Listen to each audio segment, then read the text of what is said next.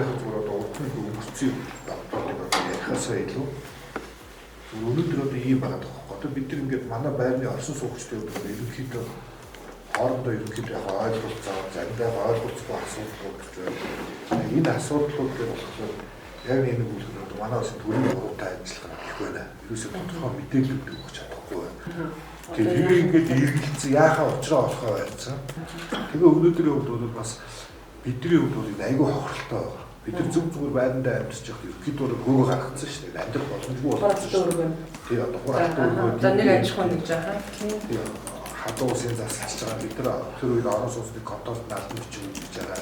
Самбайхан руугийн цагтаад өгч байгаа. Тэгтээ амьдарч явах зүйлс халуун усын дасалж байгаа. Тэрнээсээ илүү нөгөө гол нь гэрээ хийсэн хийгүү гэрээ хийсэн айлуудыг хаалга цонхоо аваад авахулчаар бид нарт ямар ч ус дулаан ирэх боломжгүй болчихж байгаа байхгүй. Журмын 7-4 заасан үндслээр төсөл хэрэгжүүлэх эрх цуслагдсан тохиолдолд төсөл хэрэгжүүлэгчийн оруулсан хөрөнгө оруулалтыг төр хариуцахгүй гэж байгаа байхгүй.